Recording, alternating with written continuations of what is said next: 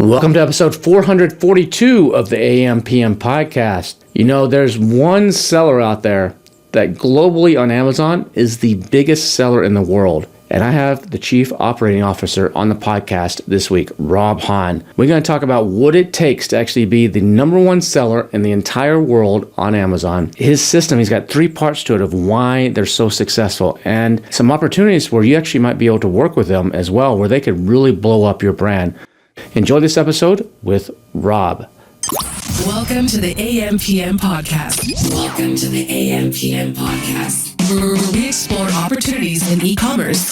We dream big and we discover what's working right now. Plus, this is the podcast where money never sleeps, working around the clock in the AM and the PM. Are you ready for today's episode? I said, are you ready?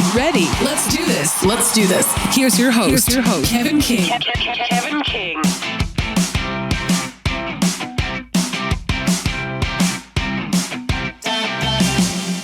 Now, sometimes, you know, on the AM/PM podcast, we have some really interesting guests, but today I think we have an extra interesting guest.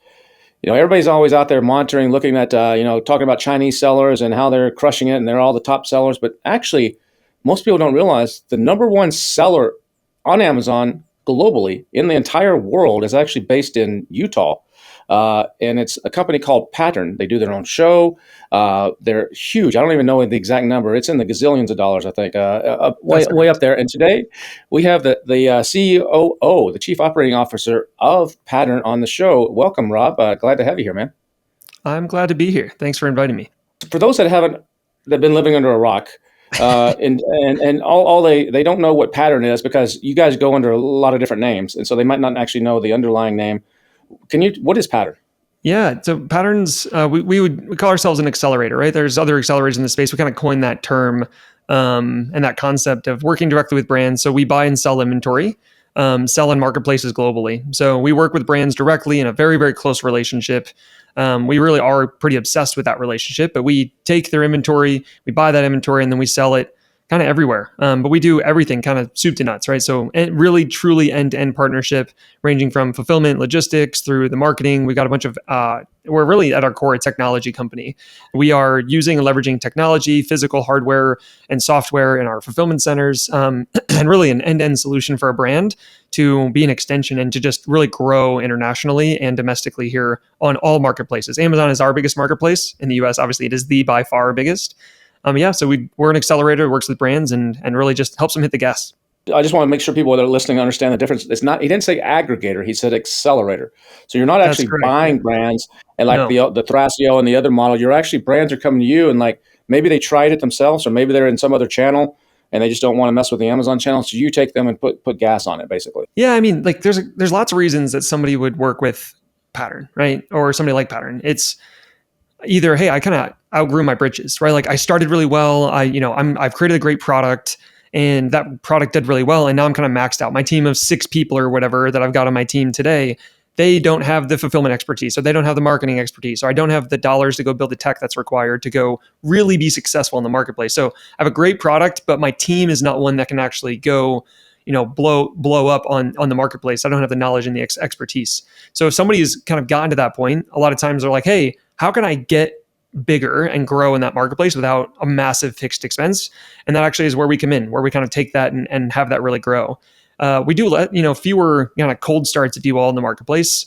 We really take people that have already a good product and a good idea and a good team. And we, as you said, pour the gas on. That's definitely, we also work with really, really big brands where they're like, hey, we're so big sometimes that we can't, we're so segmented and siloed. We don't have this expertise and we're not able to really give the effort and the time and be as agile as we need. We work really well with brands like that too.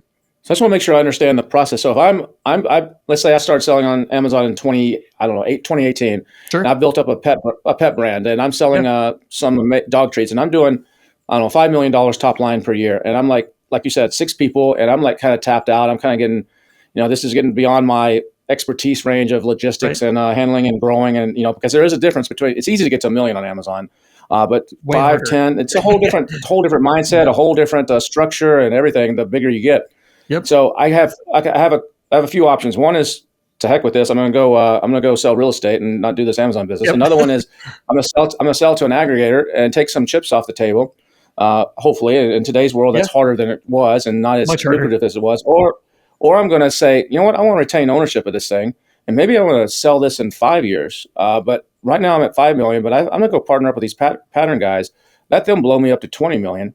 Retain the ownership. Correct me if I'm wrong on this. Retain the ownership, and then maybe look at options of selling it 5 years from now for a much bigger multiple. And these guys take a lot of the headaches off, a lot of the growing pains. They got the experience. They paved the road for me. Is that kind of how it works? I mean, I think there's kind of two. Yes, you're very like that's hitting nail on the head kind of situation. I mean, really, there's a couple options, right? Like, I'm going to grow this thing, then I want to sell it. Or, hey, I'm close to profitable today. I don't want to add to my fixed base. Like, I don't want to go hire 20 people to go accelerate this thing. If I keep my cost base the same and keep the same profit percentage, but I get more volume on top, right? Then I'm leveraging what I've already got and I get to keep more dollars and I become profitable or more profitable over time. And then I don't need to sell it. I've just now gotten something that's paying me a check every single month. So it's kind of one of those two options, but you're exactly right. It's full ownership. We don't do any of that. We don't buy take any equity. You don't take any equity. No, we're buying inventory just like, like Amazon would in a 1P relationship. We're buying that, but it's a lot closer partnership. There's a lot more control, and partnership is the right word, right? Like, we actually say like, hey, what are we trying to do together? What target do we have together? Let's go chase that market share or chase that top line number. Let's figure out how to optimize and maximize your advertising. Let's take away the complexity of your logistics, right? So it really just, like I said, it like unlocks what that brand can do in that marketplace. So do you actually, in this example that I gave where I've got my dog brand to 5 million, do you take over my listing and it becomes inside of your pattern, like massive wholesale network, or am I still running on my listing and you're managing it, or how does that process work? Yeah, no. So we would go under our accounts. So there's some advantages to consolidated accounts for lots of reasons. But yeah, so we would end up we work with lots of brands to transition them off of their account or wherever that is. If they're working with an agency or somebody or another seller or whatever that would be, and it comes over under our accounts, but it's fully managed by us. So the ASIN either exists or we need to create the ASIN or whatever that would be, but we would take over. We would bring the inventory into ours and we'd set it up in our product catalog. We would run and create a new listing, but we do everything. We do all the content, we do all the pictures, we do all of the everything associated with running that listing and managing it from then on. So instead of me getting a royalty, I'm basically turning it over to you. I still own it. I might be sitting on a board and have a little bit of say, but maybe you can override me because you're got the expertise. But so then I'm just, if I was wholesaling to Chewy in this dog example before for my dog treats for $5 a bag, I'm just going to make an agreement with you to wholesale them for, I don't know, whatever, $6 a bag. But then you're going to take care of all the costs, the PPC, everything above that, because it's all in your account and you're going to blow it up. So at the end of the day, maybe I'm making, in theory, less, on paper per unit, but I'm making more because of the gas you put on it. Is that a fair, right? Is that a fair way to describe it? Yeah, I mean, sometimes it's not less, right? It really depends on the product. It depends on what you're doing before. Sometimes, for example, like, I lead our global logistics and fulfillment. Sometimes our logistics and fulfillment is so much cheaper that sometimes it's like, actually for the same exact price, we can just buy it at your wholesale price or what you were selling it at. And sometimes we can just give you the same check. We're just going to, double your business or whatever that might be. You make your margin off the economies of scale and your efficiencies on your side. That's right. And the growth. Wow. That's exactly right. So it's really about... it's really hard to do. I mean, we send in more to Amazon than anybody in the world from a fulfillment perspective by many times over. And so we've been able to invest. I personally have many developers on my team focused on fulfillment tech alone. I've spent millions of dollars on hardware and warehouses. Like, you can't compete with that with a small seller. My variable cost of my variable cost per unit is going to be dramatically lower than anybody else out there by a good distance, right? And my transportation to Amazon is going to be faster because I have density and cheaper because I have density. Like, we can lower a cost structure so much that there's this consolidation actually allows us to basically make the money on the savings that we can give to a brand while we're accelerating that brand. So it's this like flywheel that keeps giving back as we continue to grow it. So do you go out because there's a lot of people, at least in the FBA 3P space, that they've heard your name, but they have no idea that you do this. They don't understand this at all. And I think this podcast is going to open some eyes on several fronts of some opportunities for people. So do you go out and recruit? Do you guys have an analytics team that's like, oh, this would be a good brand that would fit into our portfolio, and we could, and you go out and you approach them? Or do people come to you and say, hey, I'm at my wit's end here. I've done what I can. Please help and help me take this to the next level. Yeah, both. Like there's lots of brands that find out about us and see us at a trade show or see us online or whatever that might be. And they'll be like, hey, I want to go faster. I want to grow. And so I'm going to reach out. So you can go to pattern.com and hit like contact us and do it like in more of an inbound motion. But we've got something like 37 trillion data points from Amazon transactions, both ours and other people's. We're a data company, tech company. Like I said, we're getting an enormous amount of information from Amazon on products, everybody's stuff, everybody's products, every customer experience that we possibly can, for example. And we've got something where we're like, hey, that brand, that product is like in the strike zone. It could be so much more. If it was optimized in this way, it would be, it should be getting more market share. We do market share analysis across multiple categories. And so we can go outbound and say, hey, your pet food, you should be doing better. Like, let us take a crack at it. So it's both. That's interesting. So how did Pattern actually start? Would it start as a seller and he just evolved into this tech company, or was it a tech company first that said, oh, there's an opportunity in Amazon, or how did it start? Yeah, it really was a seller. So the founders, Dave and Mel, they like out of a garage, basically were like, hey, let's try to go sell some stuff and see what this Amazon thing was, just over 12 years ago now. And they started selling, random stuff. And then they kind of got in the VMS space and started getting some like more, kind of exclusive or semi-exclusive contracts with brands. And then they brought on, and they were like, hey, this is really hard. And so they built some of their own first technology, right? To say, hey, how do I help manage my own stuff better? And they were like, this is super hard. I bet you other sellers could benefit from having software. So then it was initially like, oh, how do we go? Maybe it's a software solution is the right option. But then it was like, well, actually, why don't I just buy the stuff and I'll take on all the complexity for you. You just get the benefit of it. And that's where it really started kind of spinning for brands, where they're like, you can just send me a check versus a service model where, I'm charging a fee where I could send you an invoice or I could send you a check. And like a lot of brands like to get a check, right? So it kind of shifted from, okay, how do I be a really good seller to how do I then use technology and leverage that technology to build scale, which then lowers a cost structure, which then makes it more attractive for a brand to come in and work with us, right? So we're certainly not the cheapest solution out there, and I don't think we're trying to be. It is definitely something where brands get very, very strong results from us, and we've gotten that a very good track record of growth with brands. And so that growth from like seller into kind of a power seller, if you will, that's powered by technology, took multiple years, but really in like 2018, really started hitting the gas, and we've been on a really, really strong growth trajectory since. So when I come in, if I work with you guys, I got my 6 people, and I hit my 5 million, I say, Pattern, take it. What are my 6 people now doing, and what am I doing?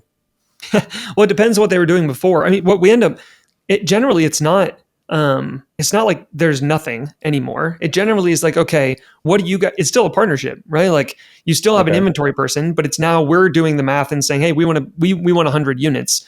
What are you seeing? What's your demand like, right? They get to focus more on building the brand than the execution part of being in the marketplace. So it varies brand to brand. Some brands want to be more involved in creating content, for example. Some are like, hey, that's not our expertise. Some want to be more involved in forecasting. Some are like, I have no idea. So it really depends on where your expertise is, your brand. We come in, we fill in the gaps. And so it allows us to really then figure out like, okay, where do you have gaps? Let's fill those in and let's grow from there together. Like that is our genuine approach.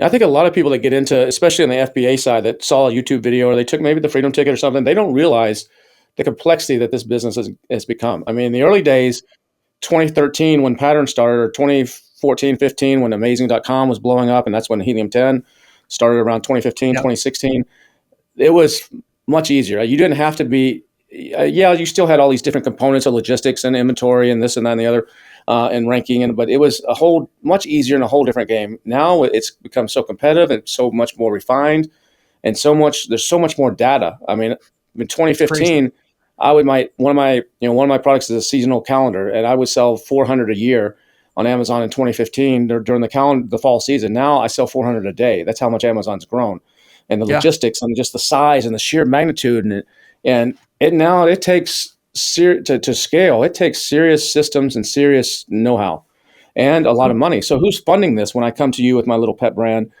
am I still funding it on my side? Or are you helping out on the purchase order side, or how does that work? Yeah. So the mechanics of, when a brand works with Pattern, we end up buying the product, right? So inside that is almost everything that's going to be required to run and operate and sell that thing. Generally, we work with brands on advertising comes from the brand usually, right? Like they're the ones that are saying, hey, I want to grow the brand because it's a more holistic marketing strategy. It's not just here's what it is on Amazon, right? Generally, it fits into a more holistic marketing strategy. So you actually don't want to segment it and leave it to us, right? Like it's really, it's more of like, hey, here, we're going to spend dollars to go do that thing. But we don't like do an upcharge, for example, we're not a marketing agency. We buy the product, running those ads are included, but the dollars to actually like, hey, I want to spend X number of dollars or X percentage of my top line sales, that comes from the brand. But then we operate that budget using our technology. You buy it on net terms? Yeah, we buy it on, yep. And so the brand's got to have the capability or the connections to actually finance it. It's just as if they were wholesaling this to that's right. Tom Sporting Goods or something like that. That's correct. Yep. Okay. And then your primary focus is Amazon, but you also do Walmart and other channels, Chewy and other channels, and retail as well, right? Yeah. Okay. So I mean, we actually are pretty expansive across. So like we've got offices in London and Australia, we've got warehouse in Poland. We are a pretty big, Tmall and Pinduoduo. Like we've got quite a bit in China. We got office in Guangzhou. We got office in Hong Kong. Got a decent presence in Shanghai. So we've got very much a global presence. But even in the US, like we're a large Walmart seller on the 3P space. We also have other products like we've got a PIM DAM called PXM, where you can actually connect content, do syndication, and actually also from a logistics and fulfillment side, we're more than just our own stuff. We built all this technology. We spent millions of dollars in hardware, software, and now we actually sell 3PL services. So like I sell a bunch of stuff on Shopify of our own product, for example, and Amazon. But if you have your own seller account, I can actually combine your inventory. I can create your shipments. I can label your product. I can do carton labeling and pallet labeling, et cetera, and get it for transportation consolidated as a 3PL. So we'll do D2C fulfillment. We do prep. We sell just our transportation called Middle Mile. So like we do services also on the side in some scenarios. But like the best way for a brand to accelerate is still through like that main buy sell motion where it's a more all-inclusive type of offer. So what level do I need to be at if I want to use like your 3PL services or to come to you to put gas to? I need to be, you said earlier, you only want to really work with some proven stuff. So do I need to be or where you see a major gap what's just a baseline? I know it's going to vary by situation, but just as someone listening that's just starting out, they're not for you really. Someone that's kind of proven that there's a market demand for this, and you can go in and go, wow, you're not exploiting this. That's the ideal customer. So probably someone that's already hit like $1 million run rate. I mean, like I think if you're in that range where, like you said, like if you're doing 7 figures and you're like, yeah, I think I can do this thing or whatever, or 6 figures, like is you start to get to the point where you are like, hey, there's actual demand for this, right? I'm not just like buying and selling arbitrage, but like I've built a product and that product has a place in the Amazon ecosystem or the Walmart ecosystem or Bowl.com, right? Whatever it is globally, like I have traction. Now I don't know what to do with myself, right? Like that sometimes is what people come to us.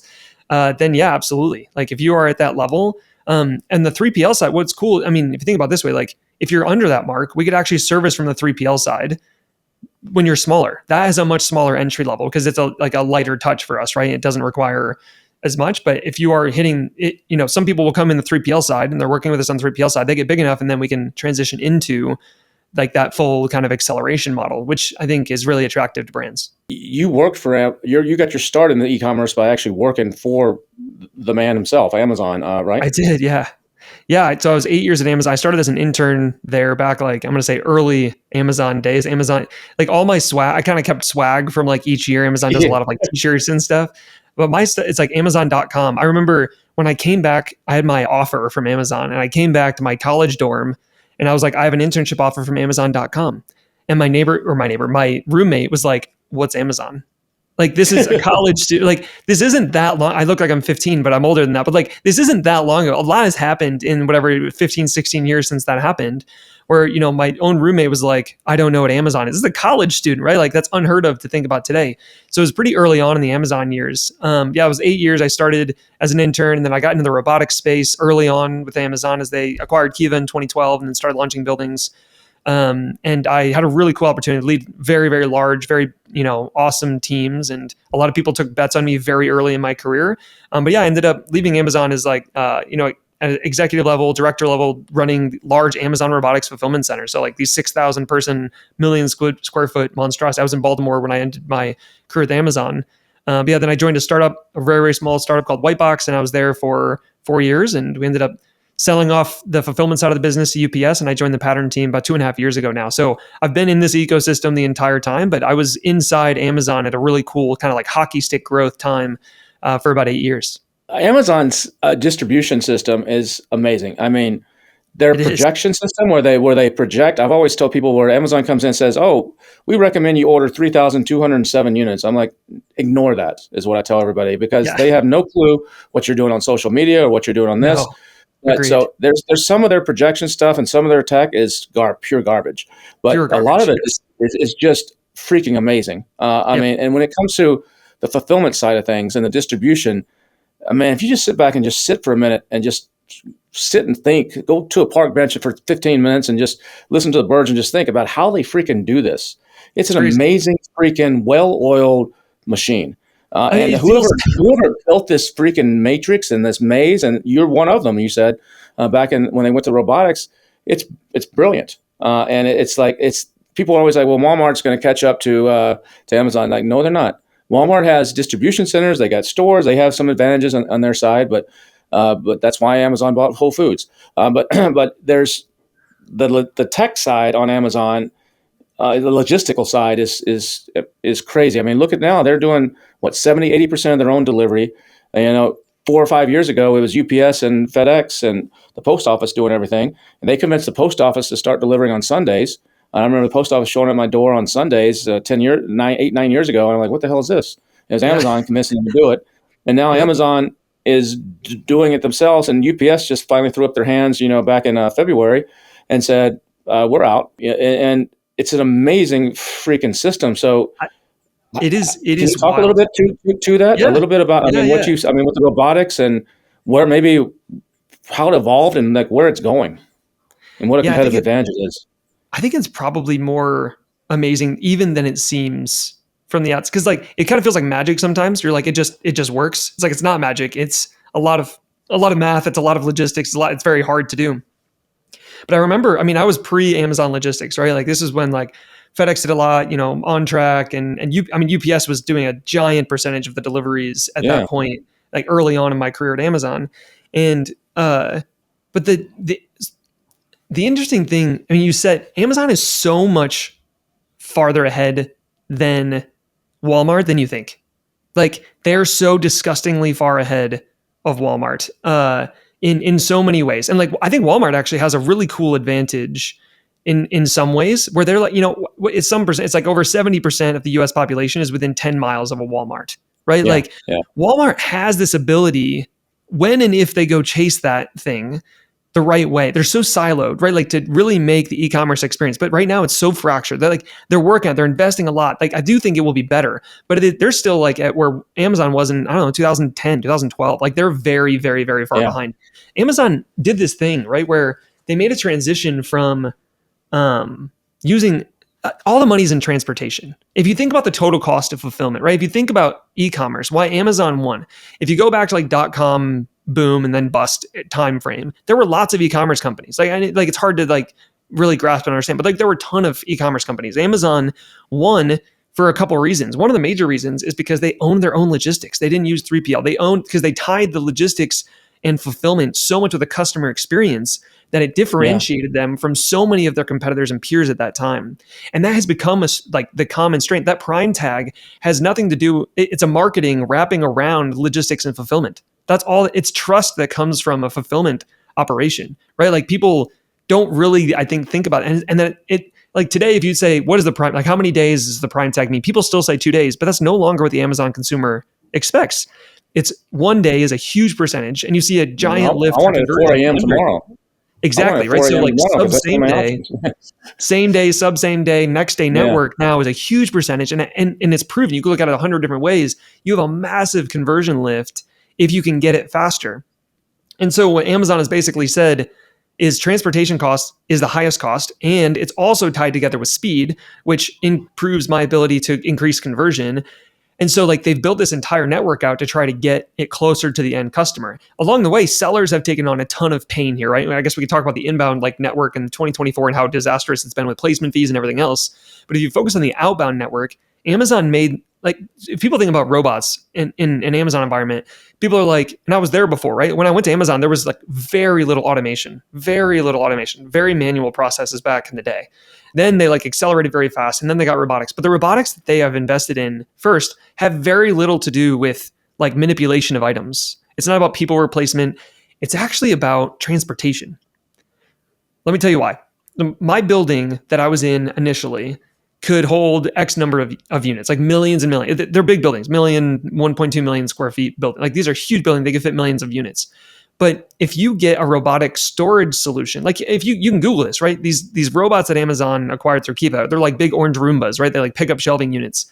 But the density that you can do for storing inventory in a building doubled. If you can double the inventory that you're holding in a facility, what it means is when you buy, because people on Amazon don't buy like a red marker and a blue marker. They'll buy an iPhone and a blue marker, right? If I can get those two things in the same box, my cost to do fulfillment to you is cut in half because I'm not shipping a blue marker and an iPhone to your door, right? I'm going to have it in the same building. So it not only leverages fixed costs, but it reduces down the time that I have split shipments. And therefore, I save money on transportation. I don't have to combine them, and I can go faster, right? So they've gotten higher density buildings in more effective storage solutions closer to the end consumer, which reduces down transportation cost and reduces down the time in transit to get it to your door, which increases conversion. It's this incredible logistics and fulfillment flywheel that drives this marketing machine and gets all these eyeballs, right? It's a dramatically more impactful thing than the experience you get on any other marketplace in the world right now. I've always been, I noticed this years ago when I would order something, I would order the black marker, and then an hour later, I would order, like gadget for my kitchen or something. Yeah. And both of them would say they'd be delivered tomorrow, but Amazon's system would be so sophisticated, it would push the orders together. And then what most people don't realize is like I live in Austin, so there might be.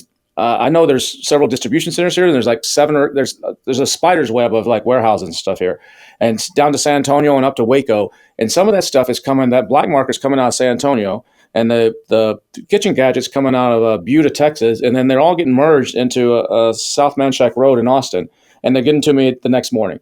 And that's the sophisticated system to combine all that stuff and to automatically tell you what size box it's got to be in. And it's mind-blowingly good. But where I think they fall down is on the inbound side. And they haven't got, Agreed. There's the inbound side is still a freaking mess. And that's what us third-party sellers still are feeling the pain. So the outbound side to the customer, almost perfect. The inbound side, it's got a lot to be desired. Why is there such a mismatch there? Are they two completely different thought processes and flows, or is it just Amazon's like we only care about the customer, we don't give a shit about the sellers, so we're going to focus all the energy and money there? Why the mismatch? Yeah, I think there's a couple different inputs to that. One is that Amazon culturally always starts at the customer and works their way backward. That's true at each point. That actually is a positive thing about Amazon. Now, sellers are definitively not a customer for Amazon, and they're not seen as customers, right? Like they are not their sellers. They are purchasers. They're clients. They're not customers. Like in many, many ways, it's like, hey, we're enabling you to sell stuff on the platform, and they don't see us as customers, and they don't treat us as customers.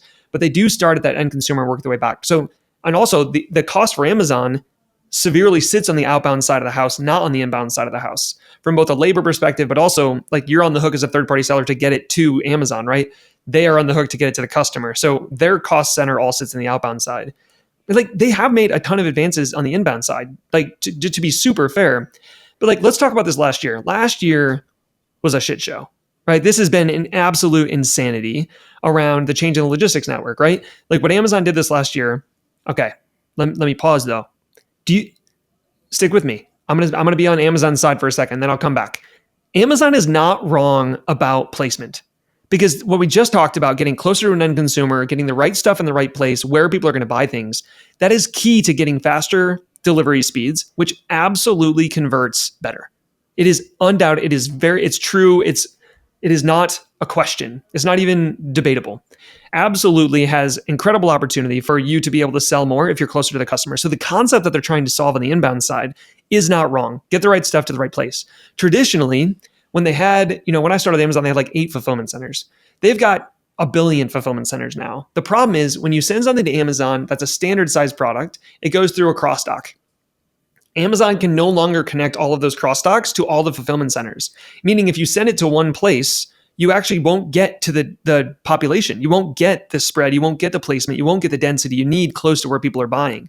So Amazon said, let's explain real quick what a crosstalk is. A lot of people, I know what that is, but a lot of people don't understand what crosstalk is. Yeah, so a crosstalk will do, you send stuff to Amazon. Amazon does, it's not a fulfillment center. They don't ship to a customer.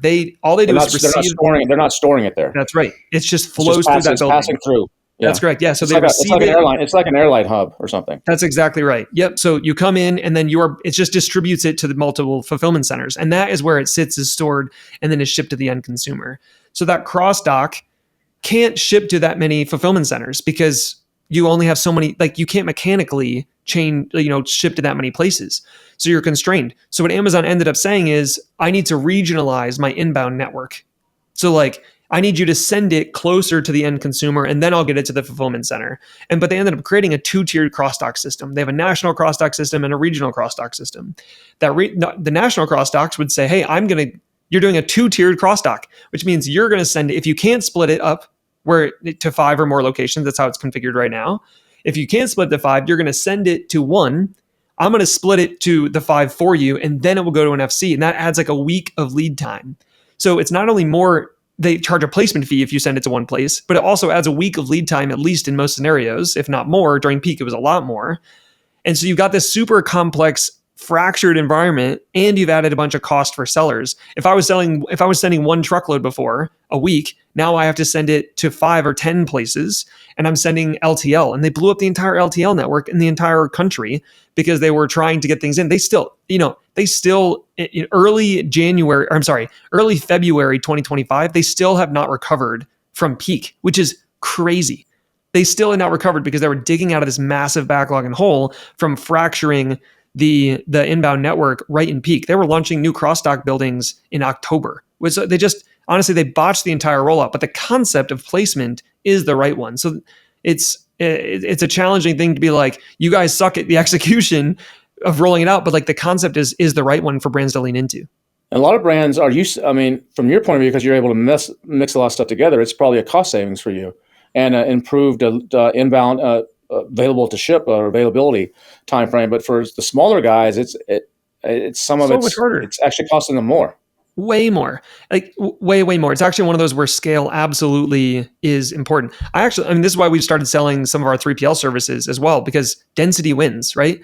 And this is where a large seller like me that has the technology, but also more importantly, the density. I just have more transactions than anybody else. I really believe that Amazon will not solve our inbound transportation problem. They're not going to come out with great products. They're not going to invest in it. And I actually believe we can solve this ourselves as sellers, like banding together to work together to do this thing better than Amazon's going to solve for us. I think is a very real thing. And we have the architecture, we've got the backbone for it, and the expertise, right? So I think it's a thing that I'm passionate about. Like Amazon is hurting the small and medium-sized seller way more than they're hurting the big seller when they added this type of complexity from a logistics perspective. But like you said, they really don't care, because if they hurt a medium-sized seller, they don't really care about him because there's another guy standing right behind him waiting to take his place. That's correct. That's the Amazon way, right? It's the Amazon way. Somebody else will take his place. We'll fill the gap. No big deal. It's back to what you said about the change. It used to be that if I'm in Austin and I ordered something and it was in a warehouse in Pasadena, Prime Air would bring it over. Before Prime Air would get trucked over in a couple of days or sent on a FedEx plane or whatever is under their agreements, and then sent back. I would get the item. Now they've gone from that to, like you said, this hub and spoke system where there's 8 regional. 8 divisions in the U.S. It's almost like American Airlines has a hub in Dallas, Chicago, L.A., Charlotte, Miami, and JFK. It's kind of like that same system. Similar, yeah. And so that now it's to the point where if I order some product and it's in the warehouse in Pasadena, it's probably not even going to show up on my as an available item to buy, perhaps, or it may be on page 2 or 3 with a extended delivery time. Versus if it's in one of my little 8 regions, it's in a warehouse in Dallas. It's probably going to be available to me. And so now the logistics of actually playing the game on Amazon and knowing where is your inventory, and it's going to affect your sales and affect your affect everything. Absolutely. And whether you show up and some of these tools, you can't trust that it says, you're ranked number 17, and you actually may be number 17 in Duluth, but you're number 290 in Miami, and number 3 in San Diego or something. Yep, 100%. It's extremely different depending on where you are. So like I think the reality is that if you're going to be excellent at selling in marketplaces, you have to be world class at selling stuff, that motion of marketing, that motion of advertising, that motion of content, but you also have to be world class at moving stuff. You cannot, they're so linked together. And that is like how much of the right thing at the right place. You can't send in too much. You can't send in too little. Like finding that balance is very, very incredibly hard. And you have to be world class at both if you actually want to grow and win market share in the hardest environment ever, right? Amazon has created the most competitive marketplace in the history of time. If you're going to do that, you have to be world class at both. You can't choose one or the other. I used to say, 10 years ago when people were doing FBA, the money's in finding products on Alibaba and sticking your name on it and finding an opportunity in one of the keyword tools of the day.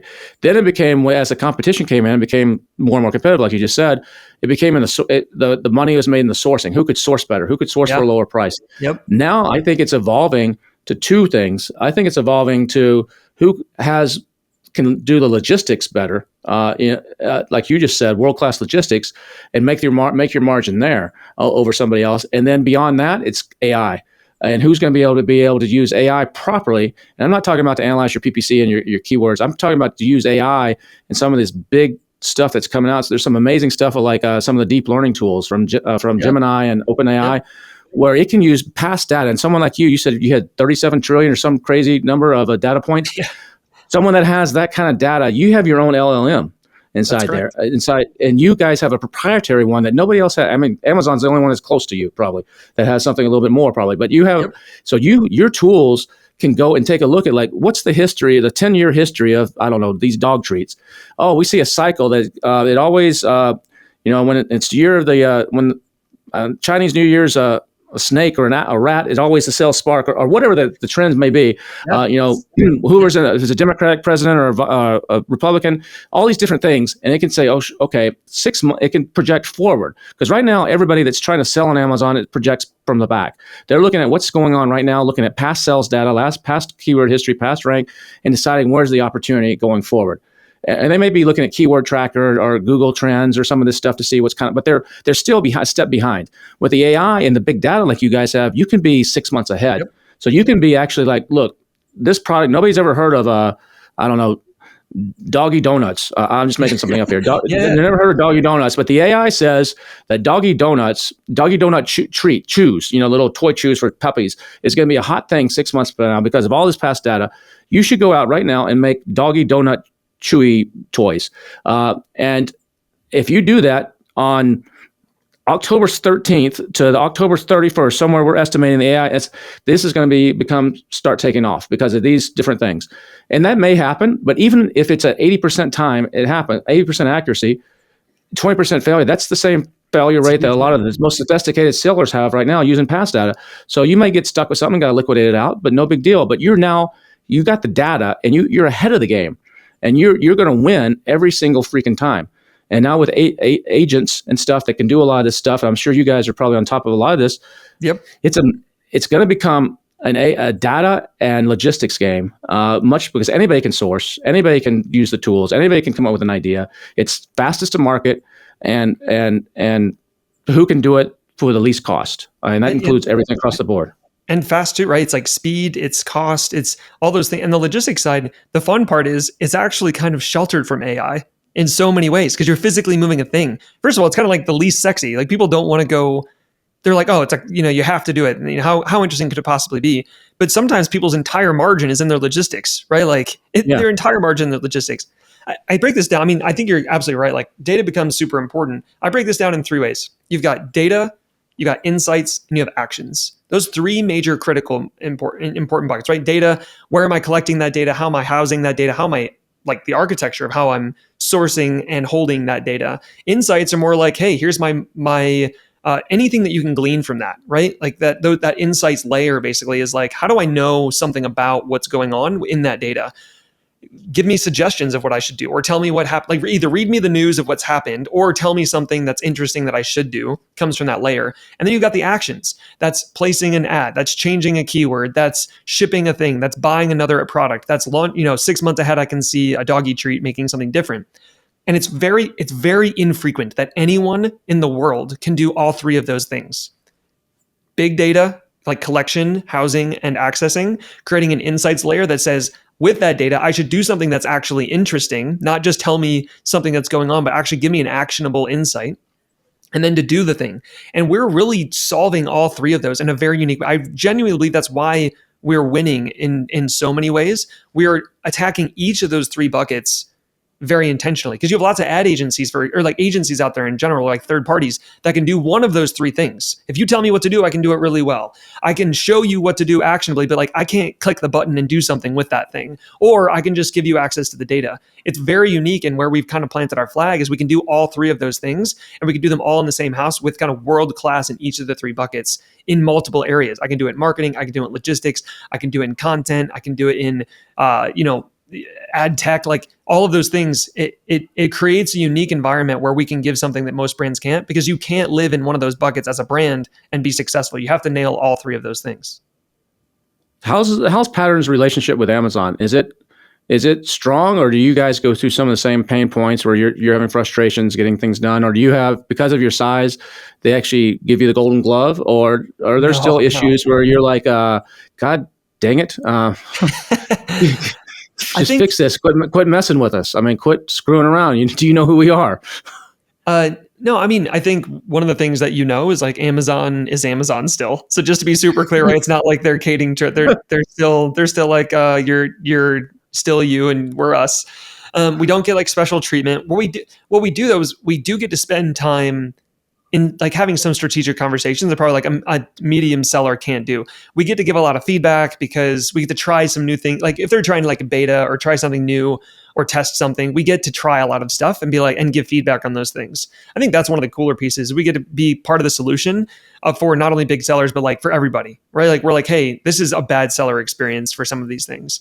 But as far as, do we have the same issues? Do we still have to like put in tickets and, yell at people and like all of that? Yeah, like that's exactly the same. So unfortunately, our focus is on how do we be as efficient as we can in those processes, but we're still just a seller to Amazon in so many ways. So a lot of your people that are doing, are they experienced e-com people that you guys hire? Or are you bringing them in and you want them to not really know anything about e-com so you can teach them the Pattern way? Or do you want people that were previous sellers or previous agency owners or whatever, and they have a clue and you just kind of help them out? What type of people are you looking for that work at Pattern?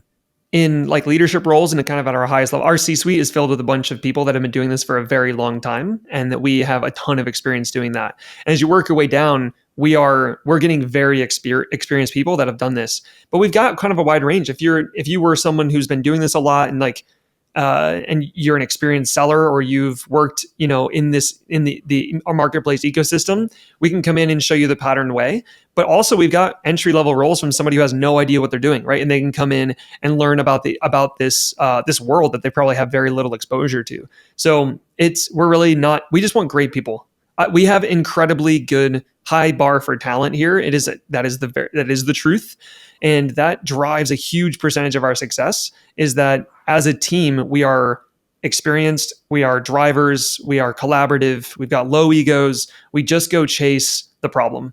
We're problem solvers. So regardless of what you've had in the background or your past, like, if you're a badass and a rock star, like you've probably got a place here. So the next intern just got hired. That's going to be the next CEO of Pattern, right? Hey, you never know. The COO or CEO, or you never know. Hey, so how is AI affecting everything that you're doing, from logistics to everything within? How much? There's some people that are getting super serious about AI, and some people that just talk the talk. Yeah, AIs, yeah, robotics and Tesla robots and driving cars. And I mean, here in Austin, there's a toll road that's called 130 that circles Austin, and the idea was to get traffic out of the middle of town. And it's a longer way, and it's a toll road, so they try to get the trucks and stuff to go over there, but they actually just cordoned off 13 miles of this road. I don't know exactly how they're doing it, but I guess a lane or something. And it's solely for automation testing of semi-trucks, where it's no drivers and semi-trucks moving goods. And they're going to be testing a whole bunch of stuff. But to me, I think the vast majority of people in e-commerce, maybe at your level, it's a little bit differently, but down at the lower level, us peons down here at the lower level, we hear about AI and we dabbled with it with a tool that might help us write a listing or help us analyze our PPC or some of these little miniature chatbots that people have done to say, analyze and help me get rid of my bad reviews or something. That's cool. But that's not, when it comes to AI, that's barely scratching the surface of what can be done. And I think a lot of people in the e-com space don't have their head down into the weeds of what's really going on in AI and how this is going to revolutionize not only the way people shop and the way they buy pattern products, but the way you source, the way you do logistics, the way you do everything across the board. What is Pattern doing, or how advanced are you guys, or what are you doing, or where do you see where are you projecting this is going to go? I think AI, where humans probably think AI, we're kind of uninteresting, I think, in how like the purposes and the uses. I mean, you said it a little bit, right? Like, and the uses that we can come up with, like, oh, it can help me do X, when actually I think we will continue to be surprised by where AI will be most impactful. I think where we think it will be the most impactful is like, yeah, that stuff's pretty easy. But if I break it down again to like data, insights, and actions, the insights layer of like what I can glean, what I can do versus a machine that can do it not only faster, but would get a connection that I could never possibly do. And then execute an action that would be better than what I could have thought could have been done. That is across the board. That can be in advertising, that can be in content, that can be in product, like gap analysis of products that exist in the world. That can be pricing. That can be so many things for trends, logistics. How much should I buy? Like what, forecasting, like all of those things. And we are leaned in really, really heavy. So we have spent a lot already. We're continuing to invest in AI as a pretty big driver of efficiency as we continue to scale. We're able to. This is transparently one of the advantages of scale. We're able to invest a lot of money and people and time into taking a bet that on multiple different areas of AI that are going to separate us from our competition and from many brands that are trying to do it on their own. They can never invest that type of money, right? Or that kind of focus in growing. So across the board in every single one of our areas, we're investing in technology and specifically AI to help leverage what we've already been built. Are there any pattern, do you guys really have any competition in what you're doing? Or are there just some small players that are trying to get their foot in the door and they're just kind of far behind? Or is there anybody, I mean, you're up at the top, you're number one globally, and you look at number two, it's up in the top 10, there's several Chinese companies, there's a Pakistani company, there's several, but who's the biggest, what's the biggest threat to Pattern? It doesn't have to be a competitor. It could be a technology or a political thing or a whatever. What's the biggest threats that you have to guard against?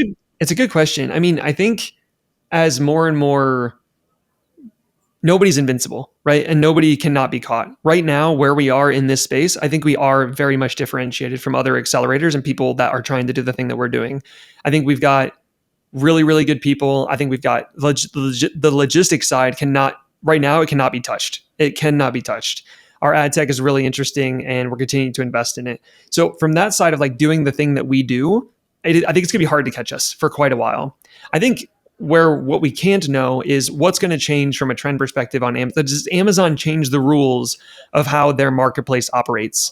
If that thing changes in some substantial way, does that unlock an opportunity for a competitor, for themselves, for something else to happen? But the motion that Amazon currently exists, we are the best at that thing. It's definitively true, both from a growth perspective and from an execution perspective. We are the best in this space. So how do we keep being the best in this space is a challenge that we've got. I have a high level of confidence we have the right people in the right place to continue doing that. But I'm super interested to see what happens in this market. Nothing is forever, right? Like I just said, 15 years ago, the Amazon ecosystem is completely different. So I think it's probably more some unseen thing that would put more of a threat on us than the execution that we are doing right now. As we continue to grow, our own internal threat is how do we stay really good, really scrappy, really partner obsessed as we continue to scale and grow. If we can do that, I think we're going to be in a really good spot for a long time. One of Jeff Bezos' most famous quotes is your margin is his opportunity.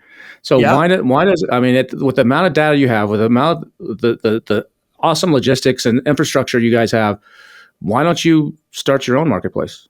I don't think that's, who knows down the road, but I don't think we actually need to do that. Our margin is low. We actually don't, we are a low margin, high volume business. We don't keep a lot of percentage points in any transaction that we are keeping. We are all about scale. We're all about growth. We know we're a middleman between a brand and a marketplace, right? So we don't get greedy. And I think that's one of our advantages as well. Like we're not trying to expand and grow our margins and get really, really fat on a crazy percentage. We're really trying to stay as close as we can to a certain low percentage and just grow the number of transactions we get so that grows. I don't know that we need to do a marketplace. There's so much. I think the other thing, another thing that Bezos actually, I don't quote Bezos much, but this is one that I talk about when I say, he's like, there's a lot of winners in this space. I think that we're not anywhere close right now to the end or like terminal percentage of e-commerce transactions. I don't know what it is. It's not 100%. It's not, if you go in some market, like Korea is like 43% or something like that of transactions happen in e-commerce. China's 36 and I think the US is like 24 or something like that, right? Like worldwide, I think it's 22%. We still have so much opportunity to do here. Like it's not necessarily yet interesting. We're not close to kind of that terminal percentage where we need to go get more new primary demand. There's so much secondary demand that already exists and it will continue to grow for primary demand in e-commerce. I think there's so much room to run still. I think we're just getting started. Awesome. I think you're just getting started too. And I feel like we're just getting started talking about this. We could keep going for quite some time on this. Yeah. I think so.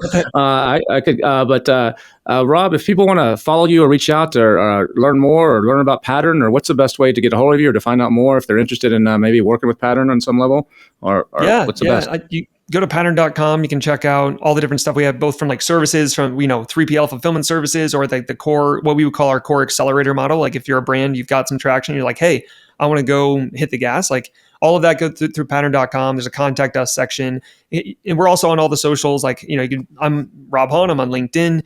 Happy to always like follow and connect there. We post stuff about what's going on in our world all the time, and connect that way. So pattern.com is the most effective, but we're all over the place from that side. So we're also we're at trade shows where, we're Prosper, we're at Manifest, we're at Expo East, we're, all of these types of Expo West, like all of these types of shows throughout the year as well. If you run into us, we're always willing to kind of chat and see if it makes sense.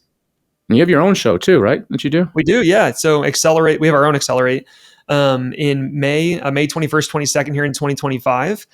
Coming up, it's in Salt Lake City. It's really cool. It's not like a Pattern timeshare or something like that, where you have to come like listen about us. We actually get some really incredibly cool people to come talk about, like Jesse Itzler came last year, Jessica Simpson came to talk last year about like brands they've, Honest Company came to year. Like we've got these really cool people that are out there in the world that are like just doing cool stuff. We bring in people from Walmart, people from Amazon. Our competitors come and talk. Like we actually don't care. We just want an environment where people can come talk and learn about e-commerce.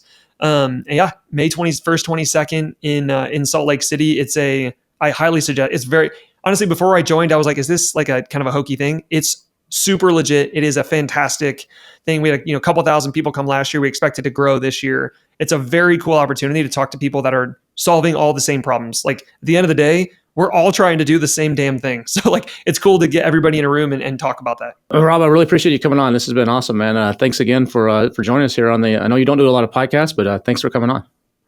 Thank you very much. I very much enjoyed it. Awesome talk there with Rob Hahn, talking about logistics and Amazon, what it takes to succeed and where everything's going. And I think there's a massive opportunity there for a lot of you too. If you're at that point where you're just kind of like ready to put some gas on your business, but don't want to give it up, they may be a good option to actually check out. So reach out to Pattern or reach out to Rob on LinkedIn, and he can connect you to the right people. And maybe they can help you really explode your brand if you're already doing $1 million plus, and then sell it for even more money 2, 3, 4 years from now. Or take a look at the logistics. I mean, they got this stuff down. I mean, maybe as a 3PL, they'd be a great option for you as well. And a lot of you, when you're listening to this, when this episode comes out, we're at the $1 Billion Seller Summit. It just wrapped up.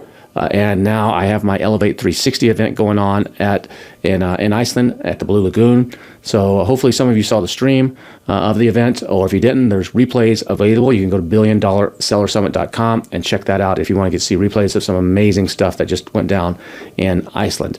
We'll be back again next week with another incredible episode of the AMPM podcast. Don't forget to sign up for my newsletter at BillionDollarSellers.com, BillionDollarSellers.com. And remember, life is all about the experiences you have and the people you meet. Life is about the experiences you have and the people you meet. See you again next week.